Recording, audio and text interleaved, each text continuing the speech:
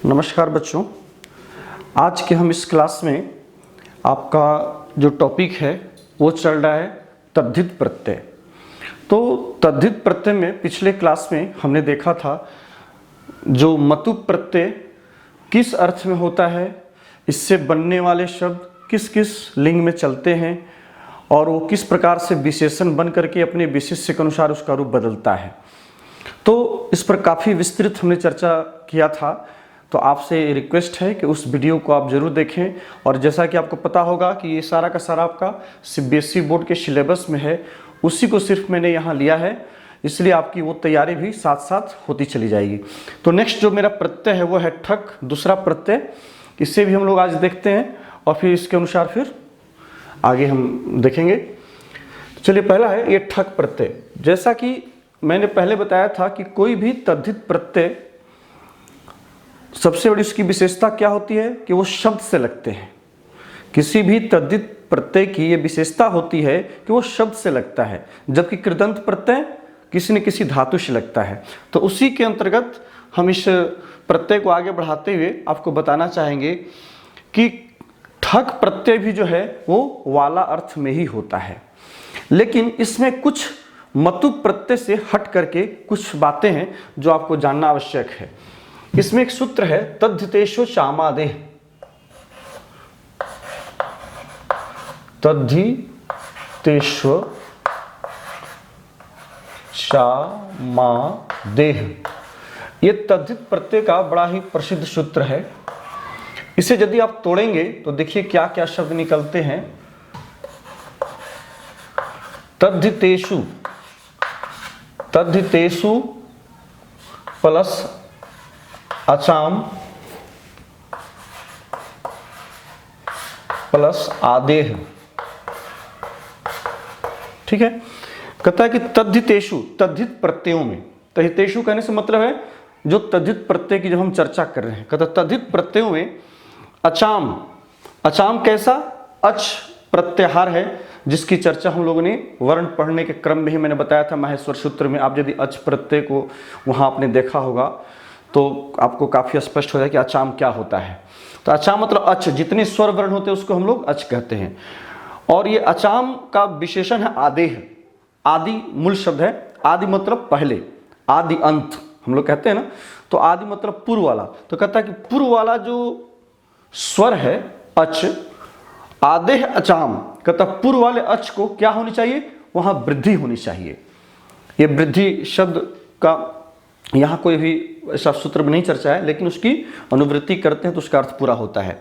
तो कहता तद्धित प्रत्ययों में जितने भी तद्धित प्रत्यय हम पढ़ते हैं, तो कहता तद्धित प्रत्ययों मुख्य रूप से ये इस प्रत्यय को हम लोग यदि पढ़ रहे हैं तो यहाँ देखेंगे कि आदि अच की इसमें वृद्धि हो जाती है। आदि अच कहने से मतलब जो पूर्व वाला जो स्वर है उसमें उसकी वृद्धि हो जाती है।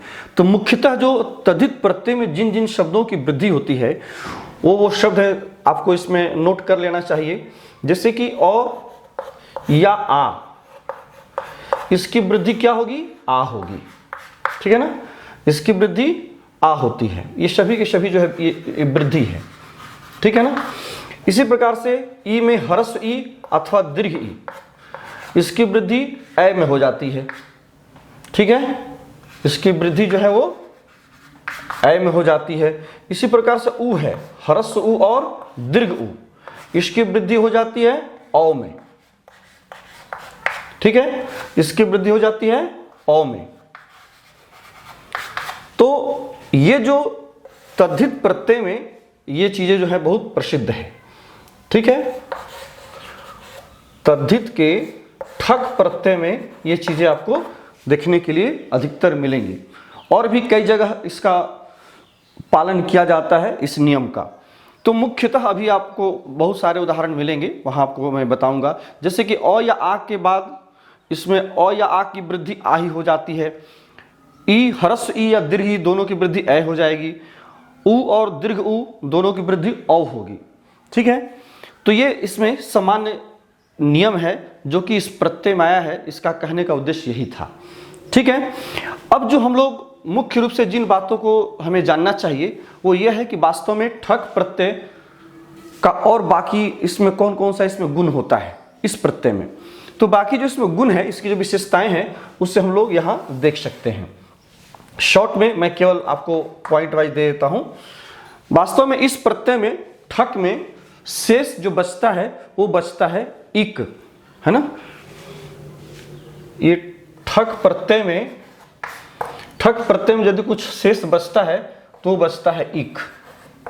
मतलब जिस शब्द के अंत में इक लगा हो, जैसे वैदिक, मौखिक, है ना, साप्ताहिक, तो पौराणिक, ये सभी ऐसे शब्द हैं जहां की आपको ये सारे प्रत्यय, इक प्रत्यय से लगा हुआ जो पद होगा वो ठक को इंडिकेट करता है कि इसमें लगा हुआ जो वास्तविक, जो ओरिजिनल प्रत्यय है, जो मूल प्रत्यय है, वो कौन सा प्रत्यय है, वो ठक प्रत्यय है। क्योंकि ठक ही जो है इक में बदल जाता है। जैसे ही किसी न किसी शब्द के साथ जब ठक प्रत्यय जुड़ेगा तो वो ठक प्रत्यय शब्द के साथ जुड़ने के साथ ही जो है वो इक में बदल जाता है। ठीक है, इसमें कुछ बातें और हैं। जैसे कि पहली विशेषता तो ये है कि किसी भी शब्द के साथ ठक प्रत्यय लगने के बाद वो इक में बदलेगा। इसकी यहां लिख देते हैं, इक में बदलना। ठीक है, इसकी दूसरी विशेषता है, इससे बनने वाले शब्द विशेषण होते हैं, है ना। इससे बनने वाले शब्द भाववाचक संज्ञा तथा विशेषण, भाववाचक संज्ञा तथा विशेषण होता है। ठीक है ना, विशेषण होता है, विशेषण होते हैं। ठीक है, इस प्रकार से इसमें तीसरा पॉइंट यदि आप देखें तो तीसरा पॉइंट क्या है, इसमें जब रूप चलता है, क्योंकि जब विशेषण बन जाएगा तो स्वाभाविक है कि अपने विशेषण के अनुसार इसका रूप चलेगा। तो जो इसका रूप चलेगा वो पुल्लिंग में, है ना, पुल्लिंग में इसका रूप होगा बालक की तरह, देव, राम, कुछ भी लिख सकते हैं। पुल्लिंग में बालक की तरह, स्त्रीलिंग में नदी की तरह, और नपुंसक लिंग में फल की तरह। ठीक है, ये इसका रूप इस तरह से चलता है, रूप चलेगा। ठीक है, इसी तरह से इसमें भी, इसी तरह से इसमें भी।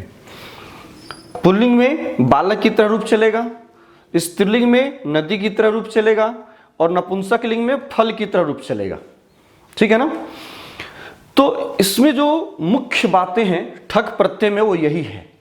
ठीक है, इसमें हमें नहीं लगता है कुछ और विशेष बताने की आवश्यकता है। अब जो हमने यहाँ जो मुख्य बात आपको इसमें बताई थी, जो मेन पॉइंट्स था, वो उसका हम लोग उदाहरण देखते हैं। ये तो काफ़ी आपके लिए है, इसमें ठक प्रत्यय में इससे अधिक और आपको कुछ देखने के लिए ज़्यादा नहीं मिलता है। यही है कि इससे बनने वाले शब्द जब भी बनेंगे तो भाववाचक संज्ञा का निर्माण करता है, और उससे बनने वाले शब्द विशेषण बनेंगे। किसी न किसी सामान्यता देखिएगा कि अकारांत या आकारांत शब्द के साथ ही ये प्रत्यय लगता है। वैसे शब्द जिसके अंत में अ लगा हो उसके बाद ये प्रत्यय आपको लगते हैं और या आ के साथ। ठीक है, तो अब देखिए इसमें हम आगे बढ़ते हैं, जरा इसे हटाते हैं पहले, फिर इसके बाद जो है इसके उदाहरण को हम लोग देखेंगे। आप चाहें तो इसका स्क्रीनशॉट ले सकते हैं। चलिए ठीक है, मैं सिर्फ इसी को हटा रहा हूं, जगह थोड़ा सा कम है।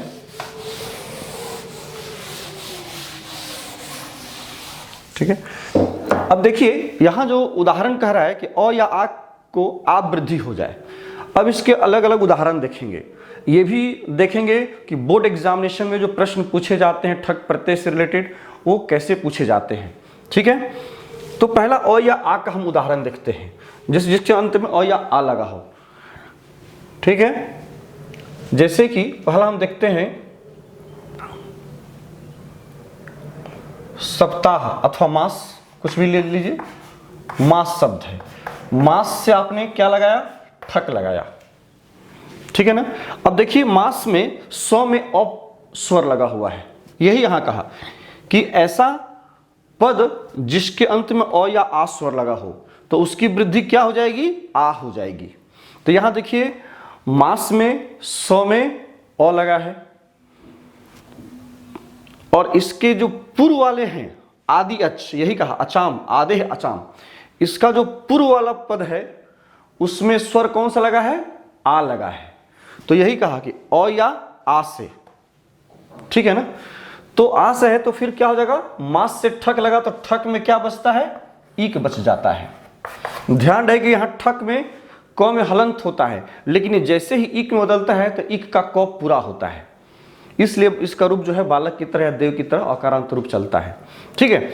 तो अब जब इसके हम आदि अच की वृद्धि करेंगे, मतलब आदि अच मतलब आदि मतलब सबसे पहला और अच मतलब स्वर, तो मतलब कहें कि जो पूर्व वाले वर्ण में जैसे म में आ जो लगा हुआ जो आ स्वर है यही आदि अच कहलाया, तो इसकी वृद्धि हो जाएगी। तो आ की वृद्धि क्या होगी, आ की वृद्धि आ होती है, जैसा कि यहां पे मैंने बताया अ या आ, तो यहां क्या होगा केवल, अब देखिए मासिक, पुल्लिंग में मासिका नहीं, इसका जो रूप बना वो स है, फिर ठक बदल गया इक में तो हो गया मासिक, पुल्लिंग में हो गया मासिक, है ना। स्त्रीलिंग में हो जाएगा आपको मासिकी, नदी की तरह, जो मैंने आपको पहले बताया था, आपने देखा होगा। तो दीर्घ का अंत लग जाता है, ये हो गया स्त्रीलिंग में, ठीक है ना। और नपुंसक लिंग में मासिकम, नपुंसक लिंग में बन जाएगा मासिकम, ये हो गया नपुंसक लिंग रूप।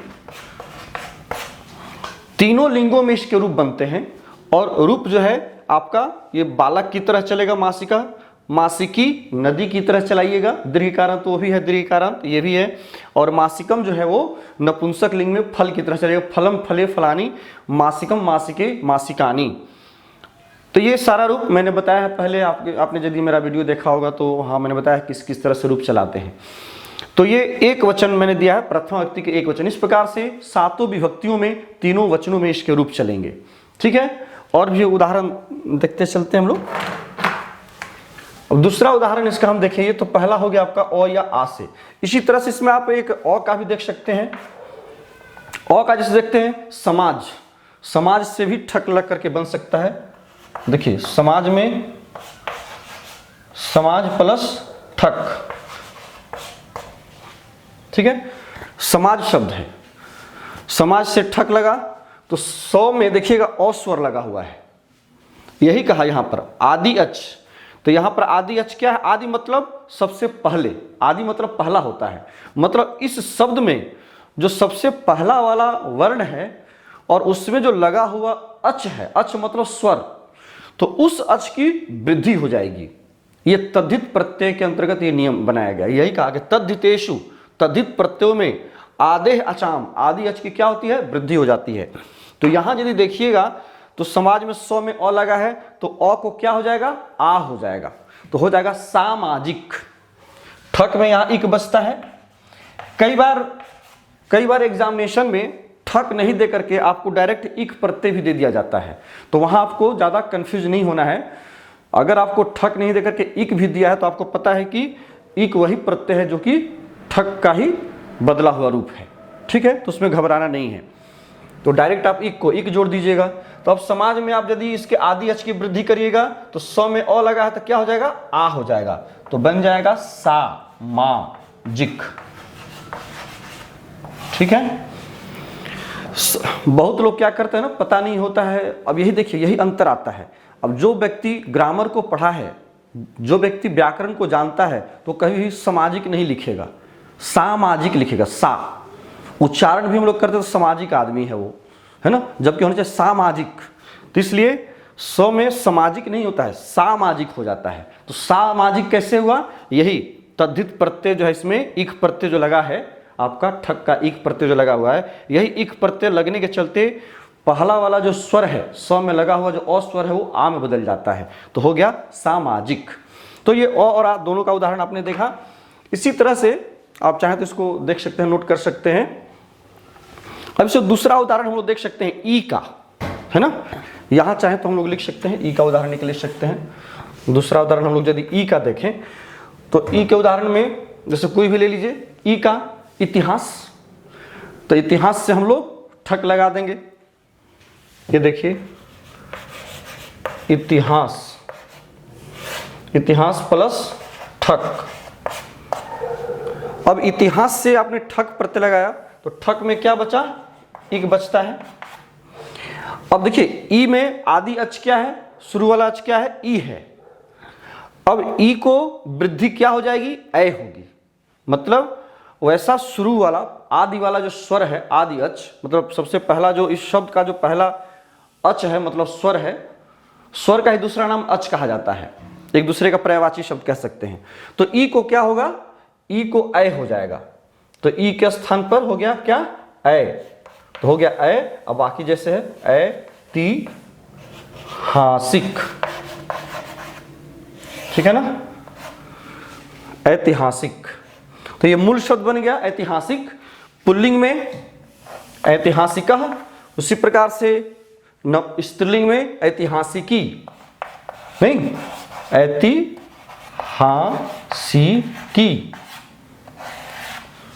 जैसे दीर्घ इकारांत लगेगा तो उससे पहले वाला जो वर्ण है उसमें भी हर्ष स्वीकार हो जाता है। चूंकि ऐतिहासिक तो यहाँ है ही पहले से, केवल दीर्घ इकारांत नदी की तरफ इसके रूप को बना करके चलाया जाता है। तो ऐतिहासिकी, और नपुंसक लिंग में ऐतिहासिकम, है ना, ऐतिहासिकम फल की तरह, ठीक है। तो ये ऐतिहासिकम बन गया, ठीक है। तो इस प्रकार से तीनों लिंगों में इसका रूप बनता है। एक हम लोग और देख सकते हैं जैसे ऊ का, है ना, एक ऊ का हम लोग यहां देखें तो ऊ में जैसे कि पुराण, प में ऊ है पुराण। ये देखिए पुराण शब्द से ये तीसरा का उदाहरण हम लोग ले रहे हैं। पुराण शब्द से ठक प्रत्यय लगा दीजिए तो रूप क्या बना। अब देखिए प में क्या लगा है, ऊ लगा है, हरस ऊ है। तो हरस ऊ हो या दीर्घ ऊ हो, वो दोनों का दोनों बदल जाएगा औ में। तो प में जो ऊ है ये ऊ बदल गया औ में, तो हो गया पौ। तो ऊ बदल गया पू, पौ में बदल गया तो हो गया पौराणिक। इधर ठक में जो बचा हुआ जो ईक है ना, ये ईक आ गया लास्ट में। पुराण पू बदल गया पौ में, आरा न आ ईक है तो ये ईक आ गया, न के पहले ई और क, तो पौराणिक ये मूल शब्द बना। और जब इसका फिर रूप चलाएंगे तो पौराणिक, पौराणिकम, पौराणिकी, तीनों लिंगों में इसी तरह से जैसे कि आपने पहले देखा है, ठीक है। तो पुल्लिंग में पौराणिक बन गया आपका। इसी तरह से आप मुख भी देख सकते हैं, मुख म में उकार लगा है। दूसरा इसमें उदाहरण आप देख सकते हैं मुख। तो मुख से आप यदि ठक लगाइए, ठक प्रत्यय लगाइए तो ठक में एक बचा आपको, है ना, और क्या हो जाएगा, ऊ का औ हो जाएगा तो हो जाएगा मौखिक, मौ। अब चूंकि ख है, ठक में ई आ गया तो ई आ गया तो ई ख के पहले हो गया मौखी, और क है तो मौखिक।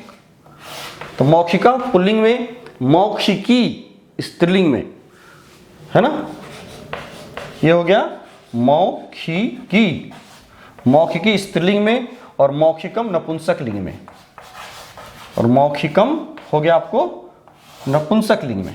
तो इस तरह से तीनों लिंगों में इसका रूप आपको बनेगा। मौखिका ये आपका पुल्लिंग का रूप है, ये हो गया स्त्रीलिंग में, ठीक है ना, और ये हो गया नपुंसक लिंग में, और ये तो पुल्लिंग में है ही, बालक की तरह, नदी की तरह और फल की तरह। तो मैंने सिर्फ प्रथमा एक वचन का लिखा है। इस प्रकार से मौखिकः, मौखिकौ, मौखिकाः। अब डिपेंड करता है कि जो आपको जो वाक्य दिया गया है परीक्षा में, उस परीक्षा में ये चूंकि विशेषण बनेगा तो इसका विशेष्य कैसा है। तो जैसा इसका विशेष्य होगा, मतलब जिस पुरुष जिस वचन में होगा, जिस लिंग में होगा, उसी विभक्ति के उसी वचन में आपको लेकर के जाना है और उसी लिंग में लेकर के जाना है। यदि स्त्रीलिंग है तो स्त्रीलिंग। अब एक उदाहरण हम लोग जो बोर्ड में पूछे गए जो प्रश्न होते हैं उसके अनुसार देख लेते हैं। ये तो सामान्य नियम हो गया जो कि इस तरह से रूप बनता है। अब एग्जामिनेशन में जो आपको जो प्रश्न पूछा जाता है वो जो पूछा जाता है, मैं अब इस सारे को हटा देता हूँ और परीक्षा के दृष्टिकोण से बोर्ड में जो पूछे जाने वाले प्रश्न है उसको मैं देता हूँ। अब यहाँ हम लोग अब एग्जामिनेशन के दृष्टिकोण से देखते हैं, ठीक है। जैसे पहला उदाहरण लेते हैं, इयम कथा। अब यहां दे दिया, सपोज कीजिए कि पुराण शब्द है और पुराण से आपको ठक लगाना है, ठक प्रत्यय लगा हुआ है, अस्ति अथवा वर्तते, कुछ भी, ठीक है। यहीं पर अब देखिए ये कहता है यम कथा, पुराण से ठक लगा। अब कहता है कि यहां से पुराण से ठक लगा, तो मैंने जो पहले जो नियम बताया है वो सामान्यतः क्या बनेगा, पौराणिक। पू में लगा हुआ ऊ जो है अ में बदल जाएगा तो प हो जाएगा। यहाँ पर ठक में क्या बचता है, तो आपको अब याद रखना होगा कि ठस्येकः, इसका सूत्र ही है ठस्येकः, ठक जो है ईक में बदल जाए, इसी सूत्र से होता है। ठस्येकः एक सूत्र है, जिस सूत्र से ठक जो है वो ईक में बदल जाता है। तो यहाँ पर ठक बदल गया किस में, ईक में बदल गया, ठक बदल गया ईक में। और यहाँ पुराण जो है वो हो गया पौराण, है ना। और पौराण से ईक लगा तो बन गया, यहां दोनों मिलकर के बन गया क्या आपको, पौराणिक। पौराणिक, अब ये पौराणिक मूल शब्द बन गया। इतना तो आपको करना ही करना है हर स्थिति में। अब जैसे इसमें विभक्ति लगाने की बात आती है, क्योंकि यदि आपको पूरा का पूरा अंक लेना है तो इसमें आपको उचित विभक्ति लगाना जरूरी है, नहीं तो इसकी वजह से आपके हाफ मार्क्स तो कट ही सकते हैं, इसमें कोई दो राय नहीं है, ठीक है। तो अब देखेंगे कि ये पौराणिक जो है वो विशेषण बना, तो पौराणिक क्या, तो कहता है कथा। ये देखिए कथा शब्द यहाँ आया है। अब ये कथा का जो है ये विशेषण है, किसका विशेषण है, कथा शब्द का। इयम कथा मतलब यह जो कथा है वो कैसी है, पौराणिक है, पुराण से संबंध रखने वाला, पुराण से संबंध रखने वाली। ये कैसी कथा है, तो पौराणिक कथा है, मतलब पुराण से संबंध रखने वाली कथा है, ऐतिहासिक कथा है, ऐतिहासिक घटना है, ठीक है। तो इस तरह से, तो अब देखेंगे कथा में आ लगा है, स्त्रीलिंग है, तो यहां पर क्या करेंगे, इसको भी हम स्त्रीलिंग में लेकर के चले जाएंगे। ये चूंकि प्रथमा के एक वचन में है, लता की तरह कथा का रूप चला, तो इसे भी हम प्रथमा के एक वचन में रखेंगे। लेकिन ध्यान रखिएगा, बहुत बच्चे क्या करते हैं कि कथा में आ लगा है तो यहाँ पौराणिका में भी क्या करते हैं, आ लगा देते हैं। देखते रहे, ये तो कथा में आ लगा है तो इसको भी स्त्रीलिंग आ लगा देंगे। ये कभी गलती नहीं करना है, यही आपको थोड़ा सा सावधान रहने की जरूरत है, क्योंकि इसमें जो, चूंकि आपको पता है कि लता आकारांत वो भी स्त्रीलिंग शब्द है, नदी में दीर्घ इकारांत लगा है वो भी स्त्रीलिंग शब्द है, लेकिन इससे जो बनने वाले शब्द होते हैं उसका रूप हमेशा स्त्रीलिंग में नदी की तरह चलता है, लता की तरह कभी नहीं चलेगा। भले इसका विशेष, उसका जो विशेष होगा वो लता की तरह हो सकता है, वो शब्द लता की तरह हो सकता है, लेकिन जब इसको भी आप यदि स्त्रीलिंग में बदलिएगा तो हमेशा ये अपने रूप में, मतलब नदी वाले रूप में ही बदलेगा। तो इसलिए यहां पर क्या हो जाएगी, इसमें जो विभक्ति लगेगी वो कौन सी विभक्ति इसमें लगेगी, ये तो हो जाएगा आपको पौराणिकी, पौराणिकी दीर्घिकारांत। चूंकि कथा शब्द स्त्रीलिंग है तो पुराण से एक लगा के पौराणिक मूल शब्द बना, और चूंकि प्रथमा के एक वचन में है तो इससे भी हम प्रथमा के एक वचन में ले जाएंगे और रूप बनाएंगे स्त्रीलिंग में पौराणिकी, ठीक है। ये आपका स्त्रीलिंग वाला रूप हुआ, चूंकि कथा शब्द स्त्रीलिंग है। तो इस तरह से इयम कथा पौराणिकी अस्ति, आपका जो मेन आंसर होगा वो यही होगा। यदि पुराण जो ठक लगा है तो ये सब तो आपको मन ही मन कर लेना है कि पुराण से ईक लगा तो पू का ओ हो गया तो पौराण हो गया, और ईक है तो ईक लग कर पौराणिक बन गया। और चूंकि ये किसका विशेषण है भाई, तो कथा का है, तो पौराणिकी कथा। इसी प्रकार से और दूसरा यदि आप उदाहरण देखें इसी का स्त्रीलिंग का, तो देखिए इयम पत्रिका, इयम पत्रिका मैगजीन जिसको हम लोग कहते हैं। अब यहां पर मास दिया हुआ है, या वर्ष भी ले सकते हैं, बहुत सारा उदाहरण होता है। वर्ष ले लीजिए, यहां पर वर्ष, वर्ष से हमने ठक लगाया, ठीक है, वर्तते। अब यहां भी आप ध्यान दें तो इयम पत्रिका, यह पत्रिका वार्षिक है, एनुअल मैगजीन, बहुत कुछ ऐसी मैगजीन होती है जो कि एनुअल वार्षिक निकलती हैं या मासिक निकलती हैं, साप्ताहिक निकलती हैं, इस तरह से। तो आपको वर्ष से ठक लग गया। यहाँ पर परीक्षा शब्द भी हो सकता है ना। परीक्षा तो भी स्त्रीलिंग है, ये अभी वार्षिक परीक्षा चल रही है तो वार्षिकी परीक्षा नहीं, परीक्षा कैसी है तो वार्षिकी। तो इस प्रकार से पत्रिका स्त्रीलिंग है तो यहाँ पर क्या कर देंगे हम, वर्ष से ठक लगा, ठक में इक बचता है तो यहाँ इक लग जाएगा, है ना। यहाँ पर इक बचा, इक है और वर्ष से इक लगा तो बन गया क्या, वार्षिक। ठीक है, मूल शब्द बन गया आपका वार्षिक। यहाँ पर वो में अ लगा है तो ये आदि अच की शुरू वाले वर्ड में जो लगा हुआ जो अ स्वर है उसकी वृद्धि हो गई तो आ वृद्धि हो गई तो वाह हो गया। ठीक है, तो हो गया वार्षिक। और चूंकि स्त्रीलिंग पत्रिका है तो हो जाएगा वार्षिकी। ये इसका सही रूप होगा इसके अनुसार। इयम पत्रिका वार्षिकी वर्तते, यह पत्रिका कैसी है तो वार्षिकी है, एनुअल मैगजीन है। ठीक है, तो इस तरह से आप को जो है एग्जामिनेशन में प्रश्न पूछे जाते हैं। इसी प्रकार से आप नपुंसक लिंग का भी रूप बना सकते हैं, पुल्लिंग का भी बना सकते हैं। ठीक है, अब इसमें और आप चाहे तो एक दो उदाहरण आपको हम दे सकते हैं वाक्य के माध्यम से, जिसे आप बना सकते हैं। तीसरा उदाहरण और आप ले लें।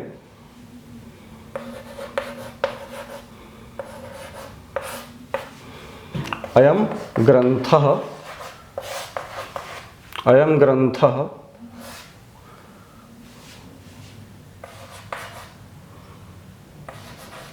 सप्ताह जुड़ ठक अस्ति। यह ग्रंथ, सप्ताह से ठक लगा, ठक में इक बचा तो हो जाएगा साप्ताहिक। अब यहां मैं ग्रंथ शब्द लिया हूं, ग्रंथ शब्द पुल्लिंग है, बालक की तरह रूप चला तो यहां पर क्या हो जाएगा, 100 में सा हो जाएगा, वही आदि अच की वृद्धि हो जाएगी। आदि अच मतलब इस शब्द का जो सबसे पहला स्वर है, वर्ण में लगा हुआ जो स्वर है उसमें वृद्धि हो जाएगी तो अ की वृद्धि आ तो हो गया सा, बाकी साप्ताहिक, साप्ताहिक। ठक लग के इक में बदल गया ठक तो हो गया साप्ताहिक। अब चूंकि विशेषण में किसका विशेषण है तो ग्रंथ का विशेषण है। साप्ताहिक क्या है, ग्रंथ है। यह जो ग्रंथ है वो कैसा ग्रंथ है, साप्ताहिक है, मतलब सप्ताह में एक बार ये ग्रंथ या पुस्तक निकलता है तो हो जाएगा साप्ताहिक। चूंकि ग्रंथा पुल्लिंग है तो साप्ताहिक हो गया। सपोज कीजिए कि यहां ग्रंथा नहीं रहता,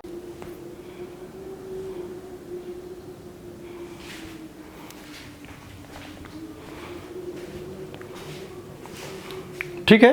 तो इस तरह से आपने ठक प्रत्यय को देखा कि किस किस तरह से रूप इसके बदलते हैं, अपने विशेष्य के अनुसार इसका विशेषण होता है। ठीक है, अब हम आगे की ओर बढ़ते हैं। आपका इसी से संबंधित एक और प्रत्यय है जिससे कि आपको देख लेना जरूरी होता है। क्योंकि पिछली बार भी था, अभी कई स्टेट गवर्नमेंट्स में ये पूछे जाते हैं, वो है इण प्रत्यय। बस सब कुछ यही रहता है, सिर्फ उसे थोड़ा सा मैं चाहता हूँ कि उसकी मैं चर्चा कर दूँ, क्योंकि कई बोर्ड एग्जामिनेशन में ये पूछे जाते हैं, है ना। अब चलिए हम इणी प्रत्यय की बात करते हैं। इणी प्रत्यय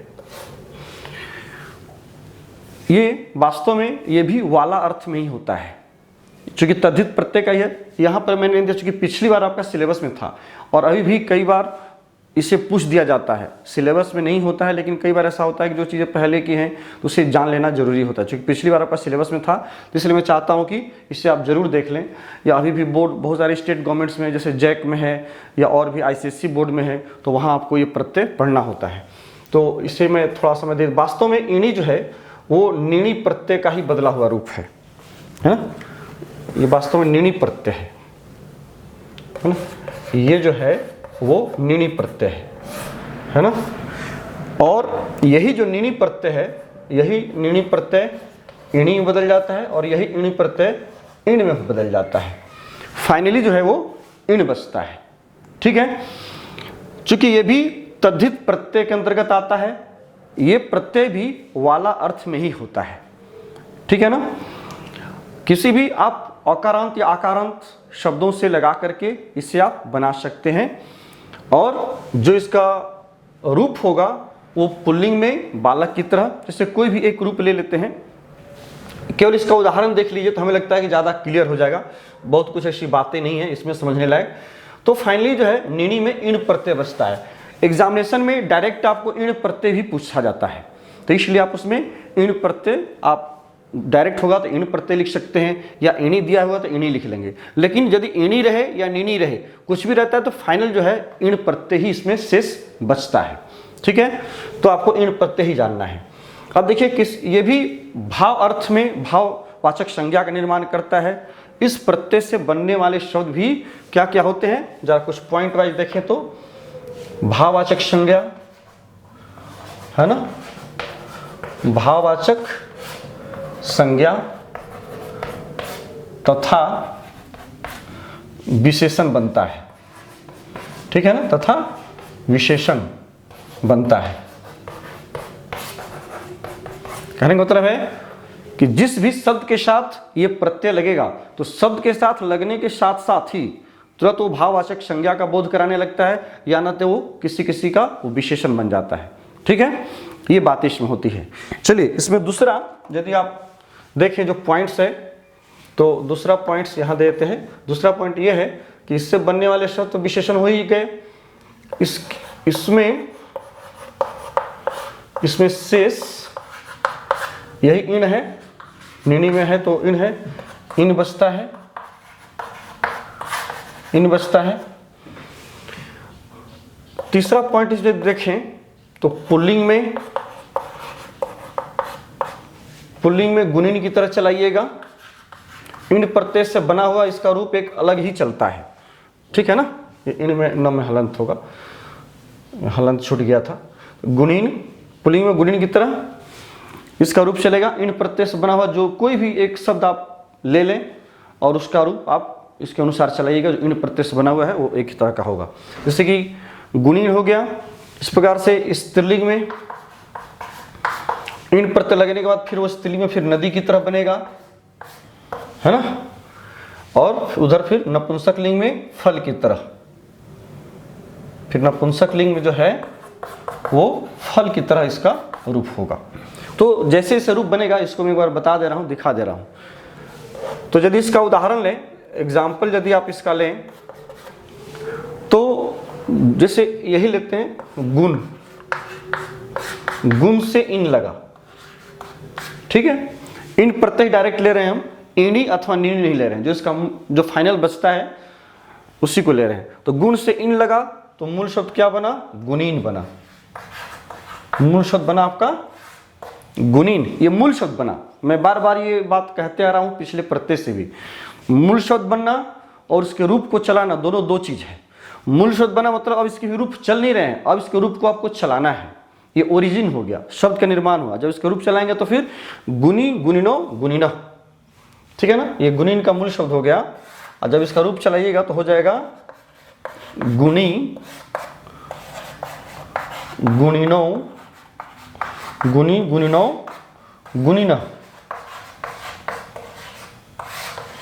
इस तरह से ये प्रथमा विभक्ति में रूप हुआ और पुल्लिंग में हुआ। ये जो है केवल ये प्रथमा विभक्ति में है। इसी प्रकार से ये सातों विभक्तियों में इसका रूप होगा और तीनों वचनों में होगा, तीनों लिंगों में भी होता है। ठीक है, तो गुनी, गुणिनो, गुणिनः, गुणिनो, गुणिनो, गुणिनः, गुणिना, गुणिभ्याम, गुणिभि, गुणिने, गुणिभ्याम, गुणिभ्या। इस तरह से इसका पूरा सातों विभक्तियों में रूप चलता है। तो अब ये जो रूप आप देख रहे हैं, अब इससे मैं एक बार एक उदाहरण दे रहा हूं। मैं इसका आगे का रूप नहीं लिख रहा हूं, ये सिर्फ मैंने एक पुल्लिंग वाला दिया है आपको। ठीक है, तो एग्जामिनेशन में जो प्रश्न पूछे जाएंगे वो कैसे पूछे जाएंगे, मैंने सिर्फ इसके रूप को मैंने लिख के छोड़ दिया है। एक आपको उदाहरण मैं दे रहा हूं। अस्मिन् ग्रामे, अस्मिन् ग्रामे अनेके, अनेके। अब यहां पर आपको दे दिया है, सपोज कीजिए कि गुण से इन प्रत्यय है ना, संति, जनाः संति, जनाः संति।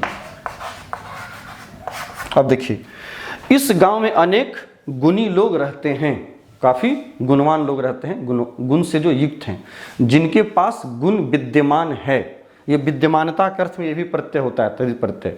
जिस तरह से कि मतुफ होता है उसी प्रकार से ये भी। तो वाला अर्थ में अथवा विद्यमानता के अर्थ को बताता है कि इसमें गुण है, मतलब वो गुणी आदमी है, गुण वाला है। इसी को गुण वाले को हम लोग गुणी कहते हैं या गुणवान कहते हैं। तो ये गुणी हुआ। तो अनेके, अब देखिए यहाँ पर गुण से इन लगा तो मूल शब्द क्या बनेगा? गुणीन बना। लेकिन अब डिपेंड करता है, गुणीन तो बना लेकिन इसका रूप किसके अनुसार होगा, किस विभक्ति के किस वचन में होगा? इसका जो विशेष है वो जनाह है। तो ये जो विशेषण बनेगा गुणीन शब्द, इसका जो रूप चलाइएगा तो चूंकि जनाह शब्द किस में है? बहुवचन में है। कैसे लोग? तो गुणी लोग। गुणी जो है लोग का, जन का विशेषण है, तो इसलिए यहां पर हो जाएगा क्या? गुणी गुणिनो गुणिनः, ये होगा गुणी गुणिनो गुणिनः। तो यहां बहुवचन में गुणिनः हुआ, तो यही बहुवचन का रूप यहां हम बना करके देंगे। क्यों देंगे? क्योंकि इसका जो विशेष है वो जनाह बहुवचन में है। जनः जनौ जनाह, तो इसीलिए गुणी गुणिनो गुणिनः। बहुत बच्चे क्या करते हैं कि जना है तो गुणिनाह दे देते हैं, क्योंकि उसको उन्हें रूप याद नहीं होता है।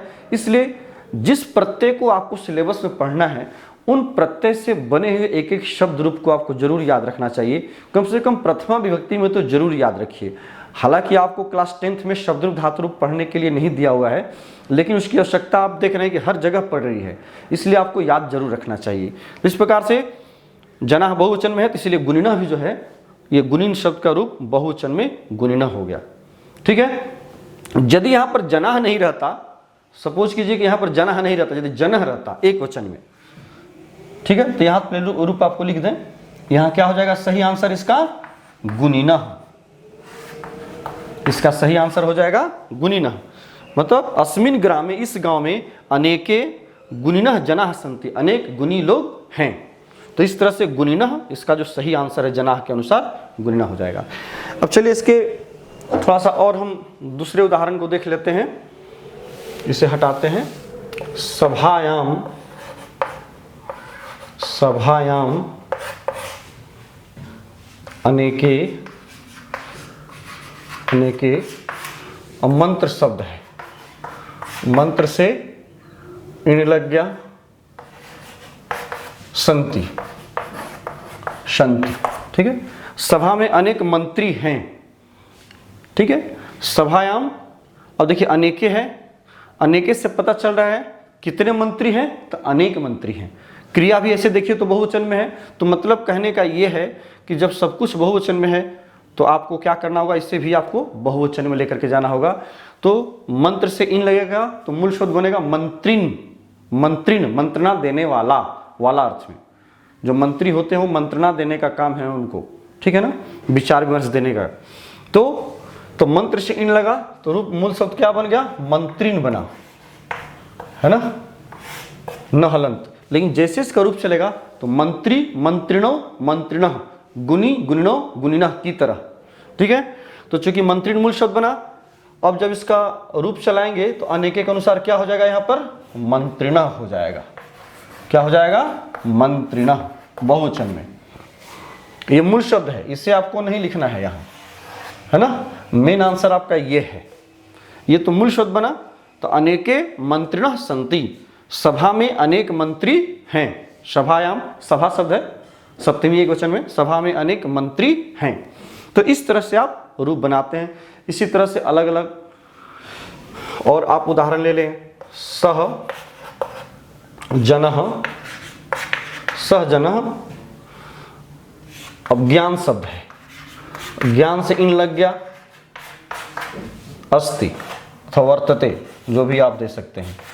जनः एक वचन में है तो क्या हो जाएगा? ज्ञानी, जिससे कि गुणी हुआ था प्रथमा के एक वचन में, क्योंकि वह व्यक्ति कैसा है? ज्ञानी है, ज्ञान वाला है। तो यहां पर फिर क्या कर देंगे हम?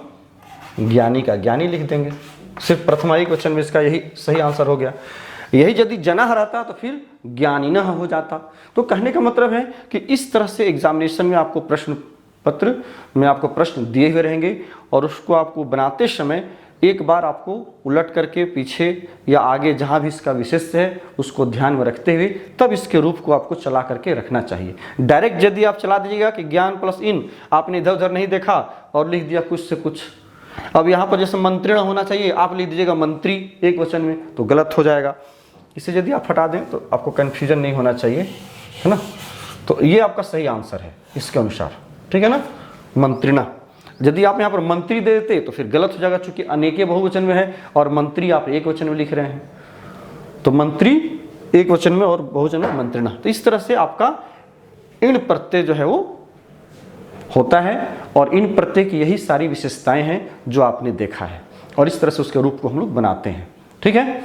अब हम लोग नेक्स्ट क्लास में आपसे मुलाकात होगी, बाकी जो त्व और तल प्रत्यय है और स्त्री प्रत्यय है उससे लेकर। तब तक के लिए आज्ञा दीजिए। बहुत बहुत धन्यवाद। Thank you.